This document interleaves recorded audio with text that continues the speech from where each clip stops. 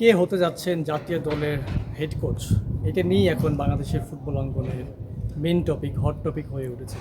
বাংলাদেশ ফুটবলের যেই বর্তমান যে পরিস্থিতি, সেখানে কিন্তু জাতীয় দলের হেড কোচ নিয়ে এসে আলোচনাটা অনেকদিন ধরেই হচ্ছে, যে সেখানে ভাবিয়ার কাবরেরা নানান রকম সিদ্ধান্ত, তার নানান রকম ডিসিশন নিয়ে কিন্তু অনেক আলোচনা হয়েছে, এবং তার এই আলোচনা নিয়ে কিন্তু আলোচনার আসলে কোনো শেষ নেই, আলোচনা সমালোচনা যেটাই বলুন না কেন। কিন্তু সেখান থেকে যখন জাভিয়ার কাবরেরার ম্যাচ শেষের পথে যখন আছে বাংলাদেশ ফুটবল, তখন কিন্তু নতুন কোচ নিয়ে নানান রকম আলোচনা হচ্ছে বাংলাদেশ ফুটবল আঙ্গনে। তবে সব থেকে বেশি যে দুটো বা তিনটা নাম উঠে আসছে, অলরেডি এসেছে, সেখানে পিটার বাটলার তো অবশ্যই আছেন, সঙ্গে ইগোর স্টিমাচ, যিনি ভারতীয় ন্যাশনাল টিমের কোচ ছিলেন একটা লম্বা সময়। তারপরে পিটার সার্ট, তিনি মালদ্বীপ ন্যাশনাল টিমের কোচ ছিলেন। এই দুজন সব থেকে বেশি এগিয়ে আছেন, ইগোর স্টিমাচ এবং পিটার সার্ট। যদিও পিটার সার্ট এবং পিটার বাটলার এখনও আবেদন করেননি বাংলাদেশ ফুটবল ফেডারেশনে বাংলাদেশ জাতীয় দলের কোচ হওয়ার জন্য, তবে তারা কিন্তু ইন্টারেস্টেড, তারা কিন্তু আগ্রহী। ইগোর ইগোর কিন্তু অলরেডি আবেদন করেছেন বাংলাদেশ ফুটবল ফেডারেশনের বাংলাদেশের কোচ হওয়ার জন্য। তো সব থেকে বেশি যেই বিষয়টা নিয়ে আলোচনা হচ্ছে, সেটা হলো যে বাংলাদেশ ফুটবল ফেডারেশন কি চিন্তা করছে তাদের জাতীয় দলের কোচ নিয়ে। এবং জাতীয় দলের কোচ তো আর চাইলেই একটা high profile coach Bangladesh football federation নিয়ে আসতে পারে না। বাংলাদেশ ফুটবল ফেডারেশন অনেক সীমাবদ্ধতা রয়েছে। সব থেকে বেশি সীমাবদ্ধতা কিন্তু রয়েছে যে স্যালারি, কোচের যে স্যালারিটা লাগবে, সেটা কিন্তু সব থেকে ইম্পর্ট্যান্ট বাংলাদেশ ফুটবল ফেডারেশনের জন্য। বাংলাদেশ ফুটবল ফেডারেশন কিন্তু চাইলে 40,000 50,000 ডলার মাসিক একজন কোচকে আনতে পারে না, কারণ বাংলাদেশ ফুটবল ফেডারেশনের সেই সামর্থ্য কিন্তু নেই। যদিও হামজা চৌধুরী এসছেন, সমিত সোম আসছেন, আরও অনেক প্রবাসীরা আসছেন, তারা আসার পরেও কিন্তু বাংলাদেশ ফুটবল ফেডারেশনের যে আয় খুব বেশি বেড়েছে তা না। হ্যাঁ, অবশ্যই আয় বেড়েছেন, কেন বেড়েছে, তবে বাংলাদেশ ফুটবল ফেডারেশনকে ভালো কোচ নিয়োগ দিতে হলে কিন্তু স্যালারির ব্যাপারটা অবশ্যই মাথা রাখতে হবে। ইগোর স্টিমাচ ইন্ডিয়ান জাতীয় দলে কাজ করেছেন, ক্রোয়েশিয়া জাতীয় দলে কাজ করেছেন। সাউথ এশিয়ান ফুটবলের কাজ করার জন্য কিন্তু সাউথ এশিয়ান রিজিয়নের যে এক্সপিরিয়েন্স, সেটা খুবই ইম্পর্টেন্ট। দেখুন, বাংলাদেশের যেই ঘরোয়া ফুটবল রয়েছে এবং জাতীয় দলের যে নানান রকম সীমাবদ্ধতা, আমাদের জাতীয় দলের বা আমাদের ঘরোয়া ফুটবল বা আমাদের জাতীয় দলের যে ফ্যাসিলিটিস, সেটা কিন্তু খুব বেশি না। আমাদের দেশে যে ফ্যাসিলিটিসগুলো রয়েছে, ট্রেনিং ফ্যাসিলিটিস বলুন বা আদার্স, আর্থিক যে সীমাবদ্ধতা, সেটা কিন্তু সবসময়ই বারবার চলে আসে। জেমিডে যখন কোচ ছিলেন, তখন কিন্তু একটা সাক্ষাৎকারে তিনি বলেছিলেন, দ্য অ্যাথলেটিক একটা মিডিয়া রয়েছে ব্রিটেনে, সেখানে তিনি একটা সাক্ষাৎকার দিয়েছেন। সেখানে কিন্তু তিনি একটা জিনিস উদাহরণ হিসেবে বলেছিলেন যে বাংলাদেশের ফুটবলের সীমাবদ্ধতাটা আসলে এমন যে একটা সিঙ্গেল খাটে 4 জন ঘুমানোর মতো, মানে এই সীমাবদ্ধতা আসলে তিনি এভাবে বুঝিয়েছেন। এখানে কাজ করতে হলে সেরকম কোচকেই নেওয়া উচিত, যিনি বা সাউথ এশিয়ান বা বাংলাদেশের ফুটবলের সঙ্গে অ্যাডজাস্ট করতে পারবেন। ইগোর স্টিমাচ কিন্তু সব থেকে বেশি এগিয়ে থাকার কথা বাংলাদেশের জাতীয় দলের কোচ হিসেবে দায়িত্ব নেওয়ার জন্য। তার স্যালারিটা অবশ্যই বেশি, তাই তিনি ইন্ডিয়াতে যখন কাজ করতেন, খুব সম্ভবত তার ইয়ারলি স্যালারি ছিল $4 লাখ। সেখানে হয়তো বা $1 লাখ আপনি কমিয়ে তাকে রাজি করাতে পারেন, সেখানেও মাসিক 25,000 ডলার কিন্তু খরচ করতে হচ্ছে। বাংলাদেশ ফুটবল টিমের যে স্ট্যান্ডার্ড বর্তমানে, সেই স্ট্যান্ডার্ডে কিন্তু আপনি 14,000 15,000 এমনকি 20,000 স্যালারিতেও কিন্তু ওরকম কোচ আপনি আসলে পাবেন না আপনার স্ট্যান্ডার্ডের। বর্তমান বাংলাদেশ টিমের যে স্ট্যান্ডার্ড, সেই স্ট্যান্ডার্ডে কিন্তু আপনাকে একটা মোটামুটি ভালো কোচ আনতে হবে। সেই মোটামুটি মানের কোচ আনতে হলে কিন্তু আপনাকে 20,000 ডলারের উপরে যেতে হবে মাসিক যে স্যালারিটা রয়েছে। সেক্ষেত্রে বাংলাদেশ দলে তো এখন অনেক স্টাররা খেলছেন, হামজা চৌধুরীকে দেখিয়েই তো ফুটবল ফেডারেশন চাইলে অনেক ইনকাম করতে পারে, সেটা দেখিয়ে তো চাইলে করা যায়। ফুটবল ফেডারেশন কাছে ভাবতে হবে যে তারা কী চায়, তারা কেমন কোচ চায়, জাতীয় দলের কাছ থেকে তারা কেমন রেজাল্ট চায়। ইগোর স্টিমাচ ভারতে কাজ করেছেন, ভারতীয় ফুটবলে অবশ্য ইগোরকে নিয়ে অনেক রকম সমালোচনা ছিল, তবুও তিনি কিন্তু ইন্ডিয়া টিমকে কিন্তু তিনি নেক্সট লেভেলে নিয়ে গিয়ে তাদেরকে কিন্তু তিনি এশিয়ান কাপে নিয়ে গিয়েছিলেন। এবং এশিয়ান কাপের যে কোয়ালিফায়ার ছিল বা ওয়ার্ল্ড কাপ যে কোয়ালিফায়ার ছিল, সেখানে কিন্তু কুয়েতের মাঠে হারিয়েছেন, এবং তার ভালো রেজাল্ট রয়েছে। সাফ চ্যাম্পিয়নশিপে 2টো ট্রফি রয়েছে, ইন্ডিয়াকে তিনি জিতিয়েছেন। সেখানে কিন্তু ইগোরের খুব ভালো একটা রেজাল্ট রয়েছে ইন্ডিয়ান ফুটবলে। তাকে বাংলাদেশ ফুটবল ফেডারেশন চুজ করতে পারে। ইগোর ইন্ডিয়ান ফুটবলে প্রবাসীদের বা প্রবাসীদের নিয়ে, ইন্ডিয়ান তো অনেক ভালো ভালো প্রবাসীরা রয়েছেন, তারা বিদেশের লিগে খেলেন, তাদের নিয়ে তিনি খুব পজিটিভ ছিল, তাদের প্রতি তিনি সোচ্চার ছিলেন। বাংলাদেশের ফুটবলে তো এখন প্রবাসীদের তো জোয়ার চলছে, সেখানে কোয়ালিটি ফুটবলার তো অবশ্যই রয়েছেন পাইপলাইনের, যা জাতীয় দলের খেলার মতো রয়েছেন, এইজ লেভেলের রয়েছেন।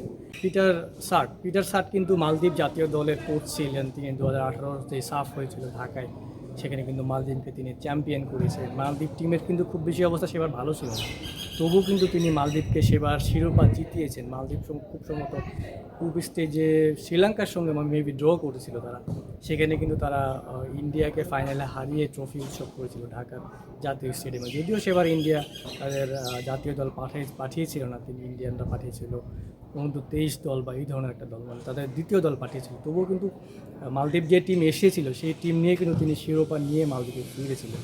সেই মালদ্বীপের টিমটাকে কিন্তু অনেক শিরোপা জিতিয়েছেন, এই রিজনে তার রেজাল্ট রয়েছে। তো সেক্ষেত্রে আবার পিটার সার্ট এবং ইগোর এই দুজনের একজনকে বাংলাদেশ ফুটবল ফেডারেশন শোনা যাচ্ছে তারা এগিয়ে রয়েছেন। আবার পিটার বাটলারের কথাও শোনা যাচ্ছে, তিনিও আবেদন করেননি, যদিও তিনি ইন্টারেস্টেড জাতীয় দলের কাজ করার জন্য, তিনি তো আবেদন এখনও করেননি। তবে পিটার বাটলারকে বাংলাদেশ ফুটবল ফেডারেশন নিতে পারে, সেটা দুটো কারণে নিতে পারে ফুটবল ফেডারেশন। সেটা হলো, একটা হলো অবশ্যই তার স্যালারি। পিটার বাটলারকে কিন্তু খুব সম্ভবত 20,000 স্যালারি, $20,000 মধ্যে হয়তো বা তাকে ম্যানেজ করে ফেলা সম্ভব, কিন্তু ইগোর স্টিমাচকে কিন্তু সম্ভব হয়তো বা হবে না, কারণ তাকে মিনিমাম 25,000 মাসিক স্যালারি দিতেই হবে। এই স্যালারির অঙ্কটা কিন্তু ফুটবল ফেডারেশনের অবশ্যই মানে এটা বড় একটা ইম্পর্ট্যান্ট পার্ট হয়ে উঠেছে বর্তমানে। যে জাতীয় দলের কোচ যখন নেওয়া, জাতীয় দলের কোচ সিলেকশনের ক্ষেত্রে কিন্তু ফুটবল ফেডারেশনের মাথায় এই জিনিসটা সব থেকে আগে কাজ করবে, যে স্যালারি বাংলাদেশ জাতীয় দলের খরচ কিন্তু আগে থেকে অনেক বেড়েছে। প্রবাসীরা রয়েছেন, তারা আসেন যান, তাদের যাতায়াতের একটা খরচ রয়েছে, জাতীয় দলের কোচিং স্টাফদের পিছনে খরচ রয়েছে, ভালো কোচ আনলে তাদের একটা খরচ হবে, সেখানে কিন্তু হিউজ একটা কস্ট ম্যানেজমেন্ট ফুটবল ফেডারেশন করতে হবে। সেক্ষেত্রে কিন্তু জাতীয় দলের কোচ নিয়োগ দেওয়ার ক্ষেত্রে কিন্তু স্যালারিটা অবশ্যই ইম্পর্টেন্ট। সেক্ষেত্রে পিটার বাটলার ফুটবল ফেডারেশনের চয়েস হতে পারেন। এখানে পিটার বাটলারের তাকে তো দেখেছেন যে তার ন্যাশনাল ওমেন্স টিমে তিনি কি করেছেন। নানা সীমাবদ্ধতার মধ্যেও কিন্তু জাতীয় দল, মেয়েদের জাতীয় দল কিন্তু অস্ট্রেলিয়াতে এশিয়ান কাপ, তারপর থাইল্যান্ডে আন্ডার-20 এশিয়ান কাপে কিন্তু ভালো করেছে। বাংলাদেশের মেয়েদের ফুটবলটাকে তিনি পিটার বাটলার নেক্সট লেভেলে নিয়ে গেছে। বাংলাদেশ ফুটবলের বর্তমানে এই শব্দটা খুবই পরিচিত, যে সিন্ডিকেট।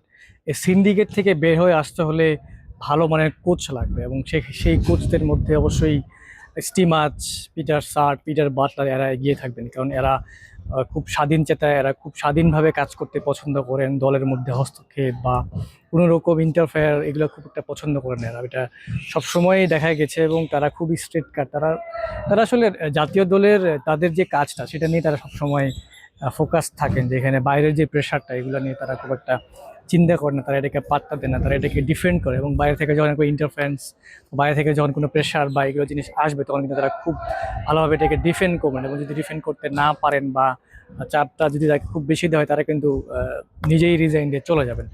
পিটার বাটলার এই জিনিসগুলো খুব মোটামুটি তিনি তো এগুলো প্রায় প্রকাশ্যেই বলেছেন যে তার নিজের স্বাধীন মতো তিনি কাজ করতে চান। বাংলাদেশ ফুটবল ফেডারেশন অবশ্য পিটার বাটলারকে সবসময় এই জায়গাটাতে সাপোর্ট করে এসছে। বাংলাদেশ ফুটবল ফেডারেশন কিন্তু ছেলেদের বা মেন্স টিমেও কিন্তু একই রকম কাজ করতে হবে, যে পিটার বাটলার অথবা পিটার সার্ট অথবা ইগোর স্টিমাচ, যেই কোচ হিসেবে আসুক না কেন, যেই কোচ হিসেবে আসুক, সেখানে যদি কেউ যদি স্বাধীনভাবে কাজ করতে পারে, বাংলাদেশ দল অবশ্যই রেজাল্ট পাবে। দেখুন, পিটার সার্টকে কিন্তু বাংলাদেশ ফুটবল ফেডারেশন চাইলেই তিনি সম্ভবত 20,000 বা $22,000 রাজি হয়ে যাবেন। মালদ্বীপে যখন তিনি কোচ ছিলেন, যদিও সেটা বেশ আগের ঘটনা, তবুও তিনি খুব বেশি যে বেতন ওখান থেকে পেতেন তা কিন্তু না। মালদ্বীপকে তিনি রেজাল্ট এনে দিয়েছেন। তিনি তারপরে তাজিকিস্তানের কোচ ছিলেন। তাজিকিস্তানকে তিনি থাইল্যান্ডের যে কিংস কাপ, সেখানে তিনি চ্যাম্পিয়ন হয়েছিল সম্ভবত। তাজিকিস্তান ওখান থেকে থাইল্যান্ডের কিংস কাপে। তারপরে তাজিকিস্তান তো পিটার সার্টের অধীনে এশিয়ান কাপের কোয়ার্টার ফাইনাল পর্যন্ত খেলেছিল, সেখানে খুবই ভালো একটা ইম্প্যাক্ট তিনি রেখেছিলেন। তারপরে তারও আগে তিনি আফগানিস্তানের কোচ ছিলেন, সেখানে তো আফগান টিমে তো অরিজিন ফুটবলারের ছড়াছড়ি, সেখানে সে আফগানদের একদম খুবই স্ট্রং একটা টিম আফগানরা সেই সময়ে হয়ে উঠেছিল। তারা সিঙ্গাপুরকে হারিয়েছিল, মালয়েশিয়াকে হারিয়েছিল আফগানিস্তান পিটার সার্টের অধীনে। পিটার সার্ট কিন্তু আফগানদের একদম খুব দারুণ একটা টিম তিনি বানিয়েছেন। 2015 সাফে তো এই পিটার সাটের অধীনে আফগানিস্তান খেলতে এসেছিল সাফে 2015-তে। সেখানে বাংলাদেশ তো খুব সম্ভবত 4-0 গোলে হেরেছিল এই পিটার সাটের আফগানদের কাছে বাংলাদেশ। তো এই জিনিসটা সিন্ডিকেট বা এই জিনিস এখান থেকে বের হয়ে আসতে হবে। এখান থেকে বাংলাদেশ ফুটবলকে কিন্তু বাংলাদেশ ফুটবল ফেডারেশন এখান থেকে বের হয়েছে। জাতীয় দলকে সবসময় স্বাধীনভাবে টিম সিলেকশন বা এই জিনিসগুলোকে সাপোর্ট করতে হবে। এখানে সাপোর্ট করলে বাংলাদেশ টিমের রেজাল্ট আসবে, এবং এই রেজাল্টটা আসলে বাংলাদেশের ফুটবলটা বদলে যাবে। এবং বাংলাদেশে যে ভালো একজন কোচ যদি আসতে পারে, ইগোর স্টিমাচ, পিটার সার বা পিটার বাটলারের মতো একজন কোচ যদি বাংলাদেশ ফুটবল ফেডারেশন সিলেক্ট করতে পারে, এবং করতেও হবে, কারণ জাতীয় দলে বর্তমানে হামজা চৌধুরীর মতো ফুটবলার খেলছেন, সমিত সোম খেলছেন, ফাহমিদুল খেলছেন, নেক্সটে রোনান সুলেমান আসবেন, নেক্সটে অনেকেই আসবেন, নিলয়। পাইপলাইনে তো খুব ভালো ভালো কোয়ালিটির অরিজিন ফুটবলাররা রয়েছেন।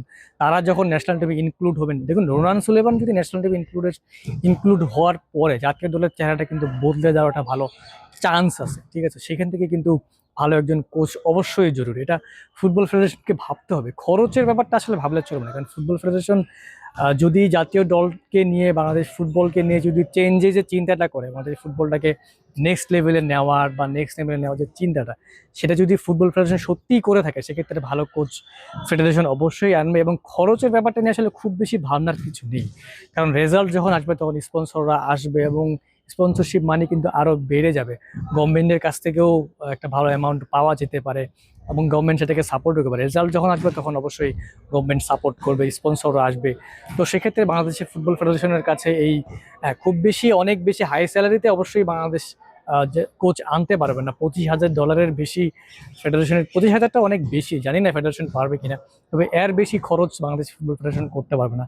তবে আশা করা হচ্ছে যে ফুটবল ফেডারেশন অবশ্যই ভালো একজন কোচ, এবং বাংলাদেশ টিমকে রেজাল্ট এনে দিতে পারবে এমন কোচের তো আসলে অভাব নেই, এবং পরীক্ষিত কোচরাও রয়েছেন, তারা অলরেডি আবেদনও করেছেন। তাদের থেকে বাংলাদেশ ফুটবল ফেডারেশন অবশ্যই ভালো একজনকে বেছে নেবে, এবং সেখান থেকে ভালো এবং রেজাল্ট আসবে, এবং সেই রেজাল্ট অবশ্যই জুনে যে ফিফা ফ্রেন্ডলি রয়েছে সান মারিনোর বিপক্ষে তাদের দেশে, সেখান থেকে অবশ্যই একটা ভালো রেজাল্ট আসা শুরু করবে।